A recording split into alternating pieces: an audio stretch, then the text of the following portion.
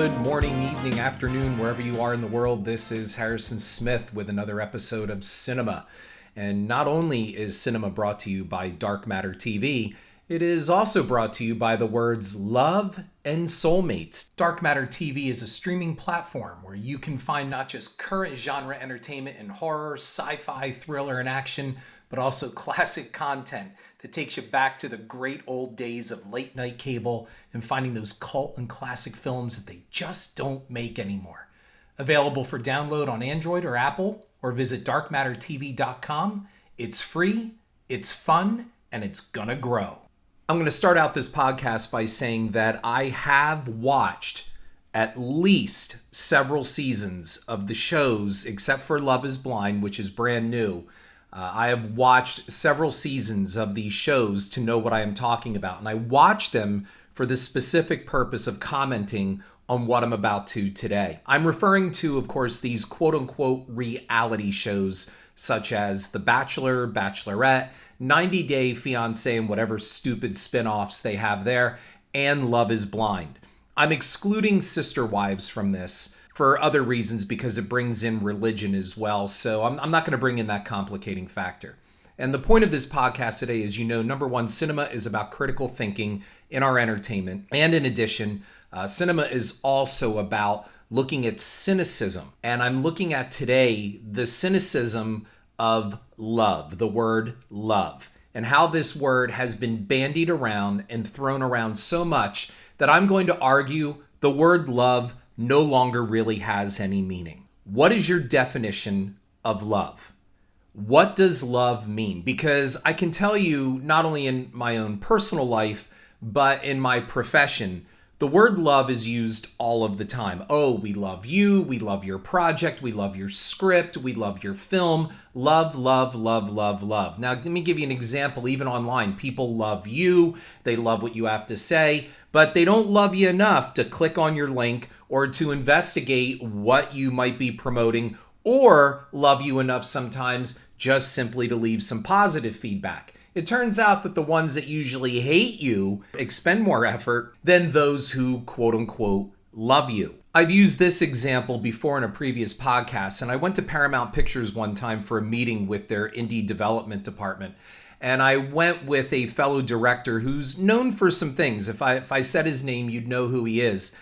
And while I was sitting there in this meeting, the executive kept saying, oh, we love him, we love him, we love his work, we love, we love him. And I finally grew so tired of hearing the word love thrown around that I looked right at her and said, well, if you love him so much, why don't you hire him? And to that, the executive had no answer. And what do you know? The meeting ended not long after my comment and calling out such bullshit. We love celebrities. We love ice cream. We love food. We love shows. We love this song. I hear little kids all the time that you turn on the radio. Oh my God, I love it. They've heard 3 beats of the song. Oh my God, I love this song. Love, love, love, love, love. Do you love your spouse, your significant other? Do you love your dog? I think we've used the word so much that it joins the ranks of such words as awkward and inappropriate that there's just no meaning behind it. I am arguing that these shows send a very detrimental message to any of the younger viewers and viewers that don't know any better. There are some that say, well, I love trash TV and I watch it for the trash effect. Look, you can enjoy whatever the hell you want. I'm not saying to cancel these shows. I'm not saying we shouldn't watch them, ban them, censor them, whatever. Put them out there. We should have a better educated public, however, who end up turning these doofuses that go on these shows and choose to expose what should be very private out into the public. We're turning them into stars and celebrities. And, whether you want to call them influencers or whatever, we're creating a cottage industry out of this stupidity. We take this word love that I can't believe the outrage and cancel culture isn't all about coming after these shows because they're so sensitive about other words being used, but no one seems outraged by the genuine abuse of the word love, and most of all, the diluting of the word love to the point that now we justify our bad behavior and stupid behavior under the pretext or umbrella of love. oh, it's all excused because it was done in the name of love. No, it was done in the name of stupidity. As I opened, I said this episode jokingly like Sesame Street. It's brought to you by the words love and soulmates. I want to look at the word soulmate for a moment. And I want to ask you, for those of you thinking you have a soulmate, just what the hell does that mean? Because I'm going to tell you something. I know 2 people that were atheists who believe they found their soulmates. How can you have a goddamn soulmate when you're an atheist and you don't believe in an immortal soul? I am telling you right now, I have yet to see anyone involved in a quote-unquote soulmate situation that it's ever worked out for the better. What I have seen is the word soulmate used to justify really bad behavior, decisions, and choices. It's a total rationalizing word. I can make a bad choice because this is either in the name of love or I've found my soulmate. I'm in a bad marriage. I found my soulmate online and I'm going to run off with this person. The word soulmate is a fabricated word used to rationalize and justify bad behavior and bad choices. You are falling, and I put in quotes, love with an ideal, an idea, but not a real person.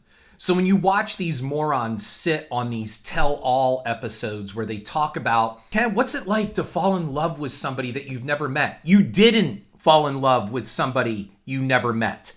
You have fallen in very strong like with an idea, a concept, or better yet, a caricature of the person that you desire. I want to look at the concept of reality TV. So keep reality TV in quotes from here on out. There is no such thing as reality television. Everything is scripted, and I'm going to give you an example of this. Way back, I used to be an educator, and my students nominated me for a burgeoning reality show that I believe was going to be on Showtime called American Candidate. I was suggested for this show because I used to posit the question, and that is, could someone truly be totally 100% honest and win the presidency of the United States? In other words, could you run a totally 100% truthful campaign, warts and all, about yourself personally, opening up everything that you are as an open book and also speaking honestly? Now, I know in 2016, people argued, well, yes, Donald Trump. We're not getting into whether you think this guy is honest or told it like it is. That's an entirely different thing. I'm talking about a 100% well-intentioned campaign, not about the self or self-aggrandizement. Can that be done? Well, I ended up being contacted by the showrunner, and I had to submit a video, and I thought, yeah, I'll run with this. Let's see what happens here. And when you know it, I got selected. Out of over 3,000 auditions, I made it down to like the last, I think it was like 20 people. And they flew me to Los Angeles, where then I had to sit down among all these other people, these prospective presidential candidates. And they interviewed me with the producers and the showrunner. And the one producer, I believe he was also the director, was also the director of The War Room, the documentary about the Clinton campaign. And it was a series of interviews over the next couple days to screen me to see if I would be a possible candidate for this show. You need to understand, we were at peak Survivor show at this time, and reality was really ramping up, so everybody had to have a reality show. And they buttered me up and said, oh, you're this and that, we love you, Harrison, we love you. And then they started asking me questions. And here's my point. Number one, they started asking me these questions. Definitely they were leaning toward the left, and I'm not politicizing this episode.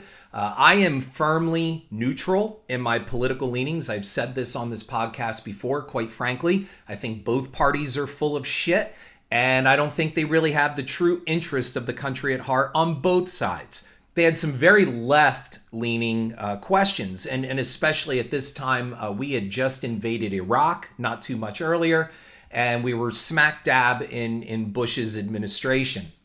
So one of the questions was, how do you feel about the Bush administration's handling of the environment and it's climate policy. I pointed to the window and they turned their cameras around, and I said, I noticed that several of your crew here, I can see the labels of the show and the company right out there in the parking lot on Humvees. These are Hummers that you've driven to work in.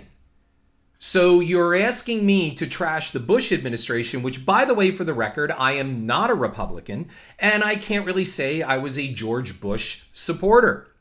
And yes, there were a lot of things wrong with the environmental policy of the Bush administration. However, I pointed to them and I said, if you're so concerned about the environment, why are there 3 of the worst, most flagrantly offensive to the environment vehicles sitting out there in the parking lot with your company and show's name on them?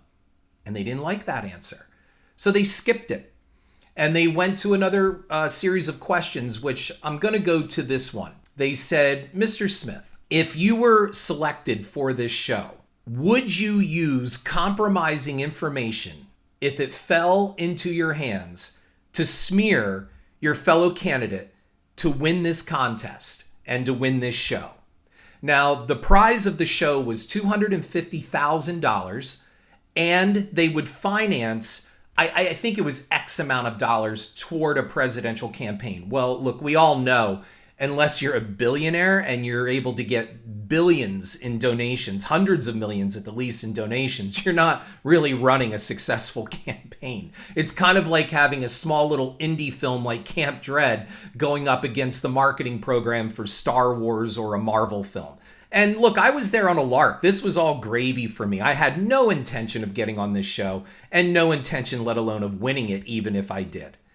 So I asked them back. I said, so you're asking me if I would take damaging information about a fellow candidate here, a fellow contestant, and use it and weaponize it for the show, like for public display? And they said, well, basically, yes. I said, well, what do you mean? Give me an example. So they said, well, what if one night in your hotel room, an envelope was slipped under your door and it contained information about a candidate that is really very competitive with you, and it could be down to just the 2 of you. And it was that this candidate had a drug problem or an alcohol problem, some type of substance abuse problem that would definitely take them out. Would you use that information? So I thought about it for a second, and it didn't take me long. And the answer was no. And they replied, so you really don't want to win this. You really don't want to be president. Number one, I'm here because my students nominated me and sent me in because my question to my class has always been, can someone run and be totally honest?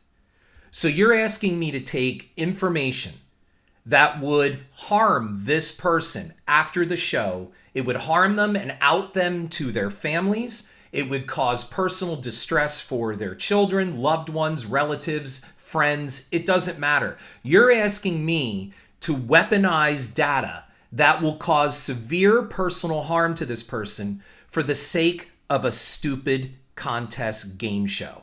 That's what you're asking me. And they said, well, we think you're kind of really distorting this. No. That's what you're asking me to do. I said, so let me tell you something. $250,000 after taxes is nothing to retire on.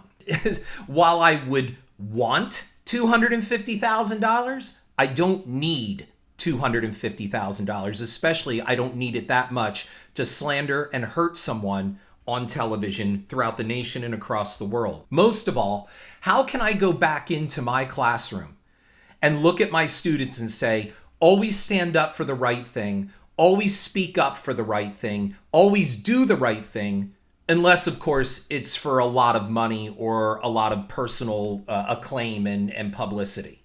How can I go back into that classroom with any type of credibility? And they looked at me and they looked at each other. You could see them. They sat at this long table, and I was on video saying this. I wish I could get the tape of that. I just basically knew it was over. So at that time, I had been married. I called my ex-wife, who was my present wife at that time, and I told her, it was like a Monday, I think. I said, I'll be home by Thursday. Well, I can tell you this. I was home by Tuesday. I was home Tuesday night. The following morning, on Tuesday morning, they told me. They met me at breakfast. That's how they were winnowing out like the last 12 people for the show. I think it was down to 12 people. That's what they wanted. The director himself with some assistant, probably. I don't know who it was, but it was a woman. He came to me and he sat down at my breakfast table with me and he said, "You are a colorful character." And I'm like, "Thank you." And he went on to praise me. They do that. They butter you up. They praise you because you know what's coming. It's the big letdown. And while he praised me for my colorful character, he said my character was not going to be part of the story they wished to tell. That's almost verbatim what this guy said to me. And I looked at him over my breakfast cereal and I said, "That's funny. I thought this was reality TV." And he smiled and the girl next to him smiled and he goes, "Everything's scripted. You know that." I said, "Yeah, I do know that." I said, "But I just had to ask." I said, "So I'm not going any further." He said, "No, I'm sorry." And I joked. I said, "Well, are there any lovely parting gifts for me?" And he said, "No, other than we can give you, I got some stickers and I think I got some kind of like binder." So that was great. The only claim to fame I have of the show is part of my demo tape where I'm dressed up as a cheerleader at a pep assembly in school made it to the opening of the show because it only ran a couple episodes, if I remember correctly. It was hosted by Montel Williams, and I don't think it ran to the end. I don't think it made it at all. Now, of course, I've gone on to produce a reality show, Hangmen, for the Discovery Channel. And yes, of course, you script the narrative. It's all about the story the producers want to tell, and it's all about the editing. So the drama on these stupid shows is in the editing and in the story structure. So if they find a colorful character, they're going to exploit them. And I think they saw potential to exploit me, but I wasn't going to play the game because I really meant what I said. I'm not going to hurt someone just to further myself in a stupid reality show. I want to now take another pit stop before we get into these stupid shows, and that is I want to look at something I call the Pretty Woman syndrome. Yes, we all know that Pretty Woman was a huge box office success. It made a lot of money, and look, if you like the film, great. I'm not here to review the movie. The belief that people thought this was some kind of fairy tale. I guess if Snow White or Cinderella were whores, and you'd be amazed the number of mothers that I heard saying they're showing their daughters Pretty Woman because of its fairy tale aspect. Really, folks? That's the best you can do to cite a great example for your daughter? Pretty Woman, while you may like the film and it's an entertaining motion picture and it's well made, Gary Marshall, all of that stuff, the movie is a celebration of materialism and a completely superficial lifestyle. Julia Roberts' character would have had no interest in Richard Gere if number one, he wasn't handsome, and number two, he wasn't wealthy or her prince. And look, if you like the film, that's fine. But when this kind of movie is repackaged as a fairy tale or desirable romantic stories, we have a problem. I'll give you an example. Darcy, and I'm going to use her because she has put herself out there publicly on 90 Day Fiancé, dropped the word prince and soulmates so much, but she was looking for a prince. Fairy tale. None of this is a fairy tale. The need for princesses in a world calling for female empowerment is totally counterproductive. And many of these women who drop the word prince and fairy tale, in almost the same breath, they will turn around and talk about how empowered they are and how independent they are and how strong they are. You're not that strong if you're out there looking for a prince to lean on. Just because you say it doesn't make it so. It sounds great for the television, but in this Me Too female empowerment area, why the hell are you out there searching for your prince? Go be strong on your own. And most of all, a lot of these women, they also have daughters and children. What is that message? We're going to get into the men. Don't worry before you go, oh, you're being sexist. It's not all about the women. No, believe me, we're going to get to the creeper men especially, not just the idiot men, but the creeper, dirty old men looking for their child brides overseas. I'm just right now focusing on the women who constantly claim looking for their princes, who also many times are looking for men that are 20, 30 years younger than them. These are older women and they're looking for boys. You're really just looking for a young penis. That's what it comes down to. And you layer on the soulmate, you layer on the prince, I need a fairy tale. I'm sorry that your life didn't go the way that it should have or that you wanted, and now you're doing this. And here's the problem. You're airing these stupid decisions and these bad mistakes on television, and we're going to get into all of that. Their families watch this. Their children go to school. People watch the sex lives of these kids' parents broadcast on national television and then have to go to school every day and hear about it. Imagine, a 14-year-old girl having to go to middle school or high school and people going, oh, so your mom banged that guy. I watched the show last night. And here's the point, folks. These mothers will turn around and go, my children are my number one priority. No, they aren't. If they were number one, you wouldn't be flying 6 weeks away, to spend 6 weeks overseas with some boy toy if your children are your number one priority. What about therapists or child protective services watching these shows and actually saying, you know what, these people may not be fit parents.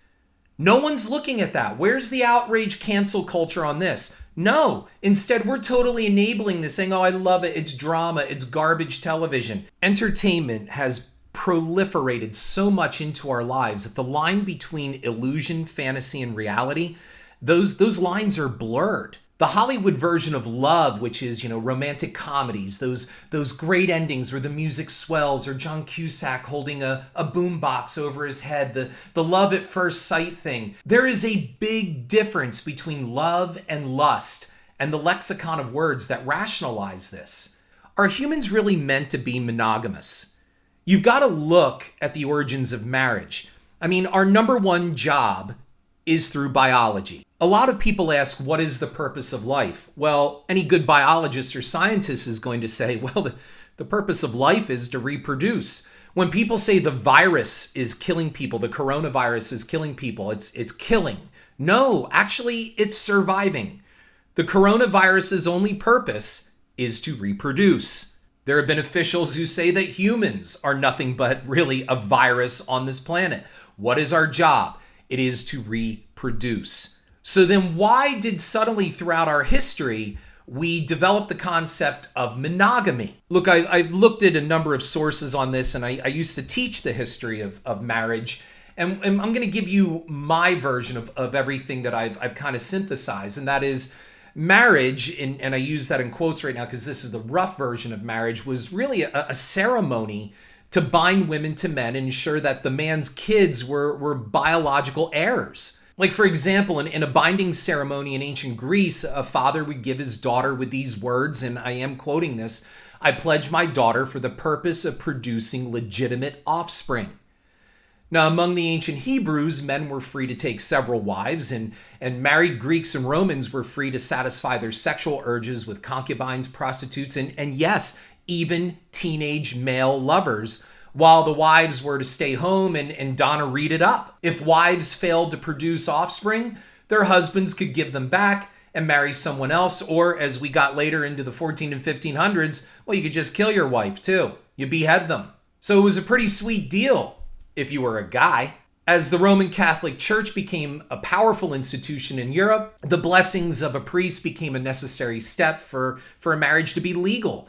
And by the 8th century, marriage was widely accepted in the Catholic Church as a sacrament or a ceremony to bestow God's grace. At the Council of Trent in 1563, the sacramental nature of marriage was written into canon law. Getting the church involved did improve the lot for wives. It really did. It made things a little better here. Men were taught to show greater respect for their wives, and they were forbidden from divorcing them. And Christian doctrine declared that, in quotes, the two shall become one flesh, giving husband and wife exclusive access to each other's bodies. This put new pressure on men to remain sexually faithful. But the church still held that men were the head of the families and that wives had to defer to them. It was definitely a patriarchal kind of thing. So for much of human history, couples were brought together for practical reasons and not because they fell in love. In time, of course, many marriage partners came to feel deep mutual love and devotion. But the idea of romantic love as a motivating force for marriage, it only goes as far back as really, at least as far as I've been able to find, the Middle Ages. Naturally, many scholars believe the concept was invented by the French. Its model was the knight who felt intense love for someone else's wife, like in the case of Sir Lancelot and King Arthur's wife, Guinevere. 12th century advice literature told men to woo the object of their desire by praising her eyes and her hair and her lips, sounding like Pepe Le Pew, kiss your eyes, your lips. So the good thing is in marriage, wives no longer existed solely to serve men. I mean, the romantic prince, in fact, sought to serve the woman he loved. Still, the notion that the husband owned the wife continued to hold sway for centuries, as we know. When colonists first came to America at a time when polygamy was still accepted in most parts of the world, and which is why I've left out sister wives in this episode, the husband's dominance was officially recognized under a legal doctrine called coverture, under which the new bride's identity was absorbed into his. The bride gave up her name to symbolize the surrendering of her identity, and the husband suddenly became more important as the official public representative of two people, not one. The rules were so strict that any American woman who married a foreigner immediately lost her citizenship. So what changed things? I mean, we're here where we are, and that's what I mean. I feel these shows kind of take things backwards. They take it a bunch of steps backwards. So all of you women that are like, oh, I love these shows and it's about female empowerment and I am woman, hear me roar, then stop supporting these shows which make you look like victims. Crying women bawling their eyes out over 20-something boy toys and thinking they found love and princes to whisk them away from their humdrum or terrible failed lives. Stop it. Stop making stupid people famous. So going back to some things that changed the paradigm here, well, women won the right to vote. When that happened in the US in 1920, the institution of marriage began a dramatic transformation. Suddenly, each union consisted of 2 full citizens, although tradition still dictated that the husband still ruled the home. But by the late 1960s, state laws forbidding interracial marriage had been thrown out, and the last states had dropped laws against the use of birth control. And by the 1970s, the law finally recognized the concept of marital rape, which up to that point was inconceivable as the husband, quote unquote, owned his wife's sexuality. What a bunch of bullshit. The idea that marriage is a private relationship for the fulfillment of 2 individuals is really very new. And this was said by Stephanie Coontz, author of The Way We Never Were, American Families in the Nostalgia Trap. That's a quote from her. And she went on to say that within the last 40 years, marriage has changed more than in the last 5,000. So princes, romance, being whisked away, being in love with several people at once. Can this be supported biologically? I mean, look at the recent coronavirus panics and the concept of get mine. Humans are possessive by nature. We are selfish animals. We don't share well. Going back to soulmate is used, as I said at the opening of this podcast, to rationalize bad behavior. It assuages affairs and age differences. I knew of someone, a woman, who was in a bad marriage. For the sake of argument, the marriage wasn't good. It had a lot of ups and downs. And she had several affairs. But her final affair in that marriage, before it finally broke up, she ended up in a relationship with a convicted child molester. This guy was a convicted sex offender for children. Convicted. I can't say that enough. And you know what the word was she used to describe their love story? He was her soulmate. And she had young children at the time. So much of a soulmate that you're willing to bring a child sex offender into your life and into your home, because he came to her home numerous times with young children. That's your soulmate. I know of another story. A guy and a woman, these were friends of mine, were carrying on an affair behind the guy's spouse, her back. And he said he so loved the woman he was carrying on with that she was his soulmate. Well, if that's your soulmate, leave your wife, end the marriage legitimately, and carry on with this new love affair. If it's so torrid and it's the passion of your life, then end the bad marriage and do it. Never happened, and it didn't turn out well. These are extramarital excursions, and the word soulmate is used to justify bad behavior and the inaction of the individual to take responsibility for their own lives. It's a free password to justify selfish behavior. So when you hear that on these shows, my kids, whether it's male or female, my kids are my first priority. No, they are not. Getting on television, exposing your life to the public, whether it's for fame, likes, or furthering your career and starting some type of cottage industry about the limited fame that you get, that's your priority. As long as your needs are satisfied, your needs are the priority. This is lowest common denominator television and entertainment, folks. It is extremely cynical because you are being played. And the message that is coming out of this is not only simplistic, in many ways, it's dangerous for those who don't know any better. So we're always worried about our children's welfare, and so much is on the internet and online. Why aren't like child protective services or things like that called in, or at least alerted when these people watch these television episodes? The welfare of these kids, strangers brought into their lives, like, why isn't this looked at, especially with, for example, again, I'll use Darcy as the example here, who now is like on her third season of this 90-day fiancé. What good is this for her children? You're bringing strangers into the home. You're bringing people, you're sending, not even that, you're sending a message that mommy needs to find her happiness outside of this family. And yet it wouldn't be so bad if you didn't go on the cameras and say, I'm independent, I'm strong, I don't need this anymore, I don't need validation. Yes, you do. That's all this show is about, is validation. So what about the humiliation, as I alluded to before, for these kids when they go to school and their private family lives are exposed and your mom is having sex on TV? I mean, they show it. They show her, like, oh yeah, we had sex, we were intimate, all of that stuff. You are putting all of that out there for so many people to consume. And again, I know almost all of this is scripted to fit the narrative, but the average person doesn't seem to know that. This is not love. This is validation. This is a 40-something-year-old woman looking to be validated. And let's just stop there, for example. And I'm not being personally nasty about this, but this woman has enough cosmetic work on her for at least several female celebrities. So if you're so independent and so body positive, why have you amended your face and body so much between implants and Botox and hair extensions and horrible makeup? It's horrendous. This is all about validation. It has nothing to do with love. It has nothing to do with finding your inner happiness. And we're sending a really horrible message to our children. So now enough of piling on the females. Now let's flip the tables here and start piling on the men.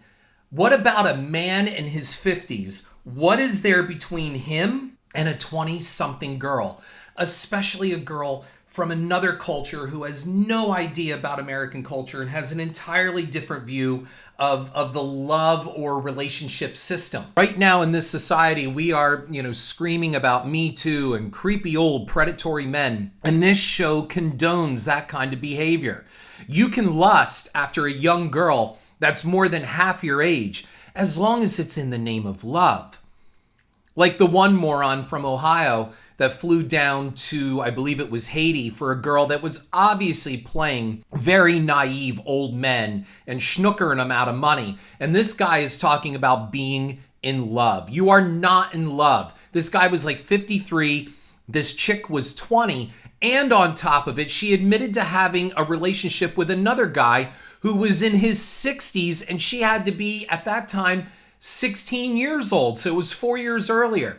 Why are shows like this not being attacked by the Me Too movement and that cancel culture? Why are you people seeming to rally around these shows and excusing them and rationalizing them for just good old-fashioned entertainment? I'll go even further to say that some of these episodes actually seem to espouse a legal form of pedophilia.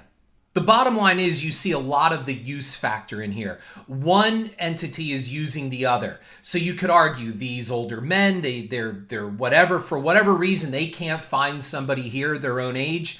So they're using the ignorance and other, plays going into this to use a young girl for really their own carnal desires, their own physical satisfaction.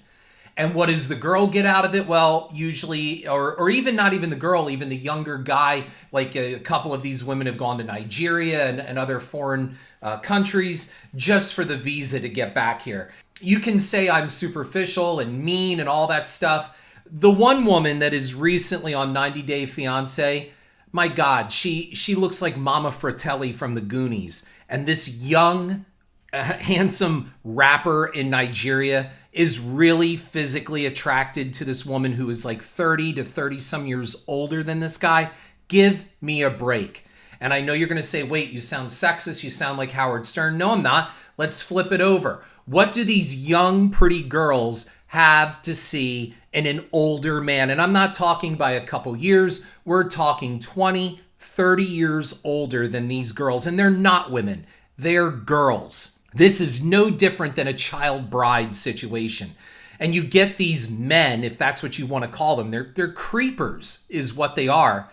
And they're going for these young girls because they need them. They see the money that this guy may have. One of them, for example, on the show said basically right out, he's not attractive, but he's rich. And so it's a ticket out of their situation in their country. It comes down to biology. And I'm going to use an audio clip from Big Daddy, Adam Sandler's movie, that really justifies it all. I know you're going to be missing me when you got that big, white, wrinkly body on top of you with his loose skin and old balls. What young girl wants old balls? Why do you want an old dick? Why do you want an old wrinkly ass? Why do you want an older wrinkly man? It does come to biology. And you can say age doesn't matter. Love is blind, which we'll get to that stupid show in a moment. It comes down to biology. Let's just say it is love, whatever that word is. And a young girl has a child with this older man and he's 30 years older. And you have this kid and this guy is already in his 50s. And then he's going to be in his 70s by the time that kid starts hitting 18 to 20. What life is that for that kid to have such an old father? And I know you're going to find the apologists and the outraged people saying, oh, that's terrible. Now you're outraged by what I'm saying, but you're not fucking outraged by these people doing this to their children. You have no problem doing that. Oh, my children are my priority, but I'm going to fly across the ocean, stay for 6 weeks, put my kids in care of somebody else. Or in the case of one, I'm going to take my child with me, my baby with me, to someone I've never met that does have a criminal record, and it's all going to be okay because it's under the auspices of love, soulmates, and entertainment. What about background checks on these people? We already had one on that Megan Wants to Marry a Millionaire who was a killer. In addition to that, we have people now, there was outrage over the one guy that flew to Russia because he has criminal charges now. People say, yeah, but granted, it's by the ex-wife. That could be a revenge thing. Look, I'm not getting into all of this. The point is, these people have children. This guy says, I'm doing this for love. What about your kids, dude?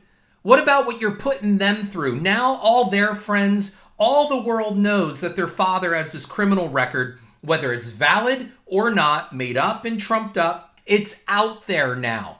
And your kids have to deal with this. You had one guy who flew to, I forget where it was, Colombia, I think it was. He meets this woman who very clearly was using him. She meets him once, dumps his ass, and then he falls back on another one on a web dating site and then proposes to her within a week. And then realizes, oh, this probably wasn't good. And in the end comes home to his daughter.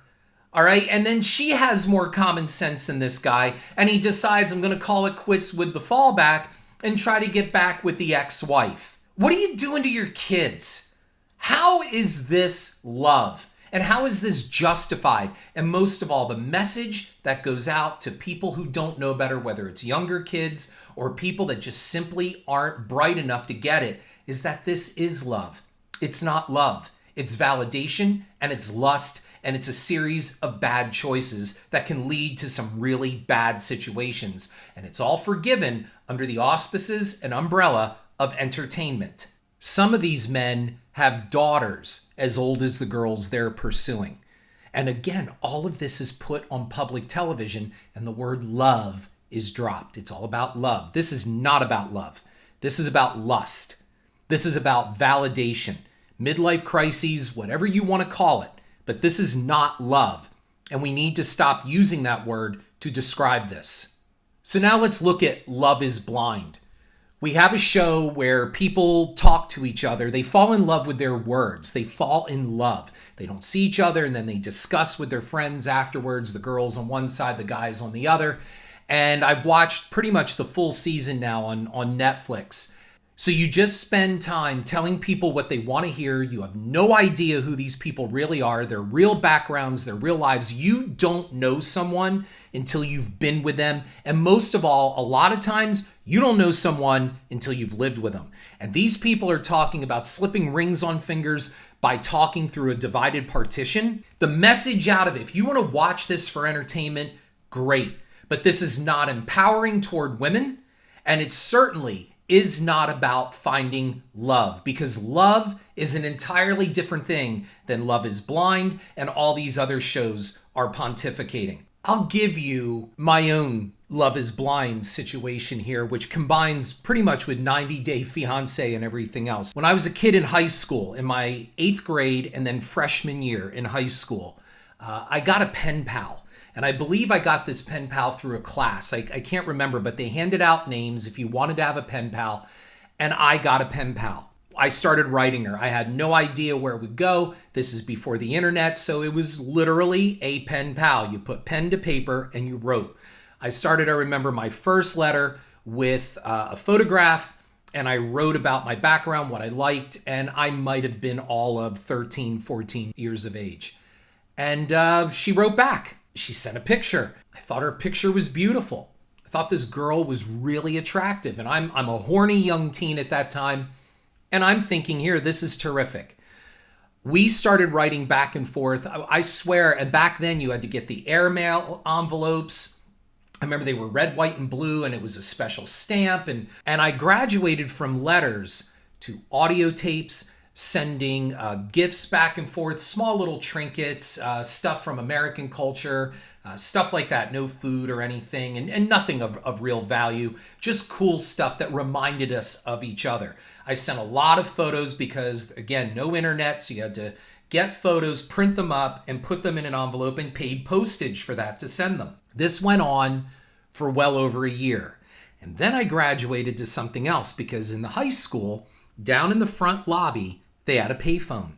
And because this girl was on the other side of the world, and I am now learning all about time differences and time zones, if I called around 10 a.m. in the morning, it was right around, I think, like 2, 3 o'clock in the afternoon over there. It was somewhere where I could get a hold of her. She was home. She wasn't in school. And I'm not kidding you. I used to work mowing lawns before I got my working papers. I used to work mowing lawns and landscaping and yard work. And I used to put away money out of my budget to buy a roll of quarters, $10 worth of quarters. And I used to excuse myself from class and I'd go down to this payphone and I would call her. I am making a long distance call halfway across the world just to talk to this girl. And by the time I'm done feeding the quarters into that payphone, I might have had maybe 2-3 minutes on the phone with her. Whoever came to collect the money out of that payphone, it was a shitload of quarters that had to pour out of there because I was doing this sometimes once a week, sometimes twice a week. So you're looking at $10 to $20 worth of quarters vomiting out of this machine. It went from I was making calls from home, running up our phone bill, and my mother would demand the money. I started putting money into these phone calls. Now, this is not a 90 Day Fiancé thing where this girl was looking for money from me. I never sent her money for anything. It never worked. But then I started also sending telegrams. And they went from, hey, the letters, the long letters where I told about my day and hey, how are you? It was turning into telegrams of dropping you a line, happy birthday, love you, Harrison. She would write back, love you, so-and-so. I'm falling in love with her. But I'm not falling in love with her. We're only sharing the good times with each other. We're only sharing the positive things. I'm not over there and she's not here for when we're both in shitty moods, when we both don't feel like talking, when there's an argument with our parents or financial problems because, you have to spend your money on this, that, and the other thing and have no money for yourself. In other words, all the things that life gives you. We had this selected life. She would send photos, I would send photos, and we fell in, and I quote, love with the ideal of each other. And it was romantic to even get in trouble by our parents for making these phone calls and running up long distance phone bills. I remember my mother, I can still hear her. No more calls to this country. That was it. It was done. It was romantic. And it made my heart flutter. And every time I came home and I opened up that mailbox and there was a red, white, and blue envelope or something that looked like from her country's envelope, my heart would get all aflutter. But it wasn't love. I thought it was, but what the hell did I know? I was like 13, 14. We did this all through high school, pretty much all through high school. By the time I reached my junior year in high school, I had become pretty popular and discovered partying and working pretty much full time. It's, for supporting my car. And I had the regular teenage life. So we kind of dropped off a little bit. It wasn't as impassioned as it was before I started driving and becoming a social butterfly. But we still stayed in touch and we vowed that we would get together. I started putting away some money and I think I saved almost $1,000. We combined our money. She saved money. And the year after I graduated high school, and she flew over here. And I took my college roommate with me into JFK Airport in New York City. And we picked her up. About 5 minutes after she walked through that gate and I ran up and hugged her, I realized this isn't love. There was no big love connection. There was no big romantic thing. While her pictures were cool, she looked very different from her photos, and I suspect she wasn't really pleased with me from my photos to real life. She was very short, a lot shorter than I thought she was, and I'm not just being superficial. What I'm saying is she's an attractive girl, but there was no connection there. And she also found American culture very, very different and actually pretty rude and obnoxious. And so my lifestyle that I was living, I was in college, I was partying a lot, was a big turnoff to her. Plus, when she found that I really liked horror movies, and even though she knew that in writing for all those years, to actually have to sit through a horror movie with me and deal with that, I took her, I believe it was, to see Poltergeist 2 in the theaters, and she hated it. She did see the original Poltergeist, but she never said whether she liked it or not. In real life, I found out she never did care for the original film, and she really hated the second. And I wasn't a fan of the second either, but for entirely different reasons. We were totally 100% incompatible in real life. And I found myself so distant with her while she was here. And this is awful. I was a young kid. I was 18, 19, something like that. 18. I just kind of ignored her. We kind of drifted, and she found some female friends of mine that I pal with, and she kind of hung out with them more. She was here for like 2 weeks. And when she left, it was dropped off at the airport. It was a hug, but it was, I think, a sigh of relief on both our parts when we parted and walked away. We never talked about I'll see you soon or me flying to her country. There was no love. It was a very strong like, it was a crush, it was whatever you want to call it, but it wasn't love, and she was certainly no soulmate. Relationships and eventually love form out of serious diligence, exploration, and understanding, with the key factor here of maturity. Love is not a quick feeling or an urge. It isn't lust.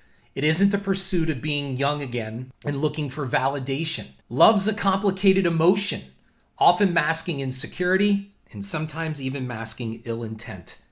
Shows like Love is Blind, 90 Day Fiancé, and The Bachelor, where people can say, oh, I'm in love with 3 or 4 different people, it trivializes the entire emotion and makes it look like that we can just fall in and out of love with people quickly and sporadically. And this is a problem, because we have a problem right now with our own children being able to form substantial and realistic relationships. Children have access to cell phones and social media, and what they think is love is anything but. There is no definition of love, and I might even be cynical enough to say that there is no such thing as love. The term has become so overused, it just no longer has any meaning. These shows in the age of Me Too and female empowerment are anathema to such things. Women are diminished by these shows.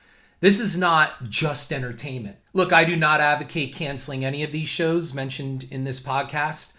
The best response to them is an educated public and knowing what we consume for our entertainment. And folks, this is what cinema is all about. Know what you're watching. Understand what you're watching. Become educated and demand more. You want to watch garbage like this? Fine. Everybody needs a Big Mac once in a while. But do not confuse these shows with any type of statement on real human emotion or reality in general. This is Harrison Smith. Thank you for listening. I look forward to talking to you soon. Head on over to Apple Podcasts and give a rating and review. Cinema is also available on YouTube, Spotify, iHeartRadio, Stitcher, and Google Play Music and more. Check out my cinema blog on horrorfuel.net and download Dark Matter TV for your Apple or Android devices.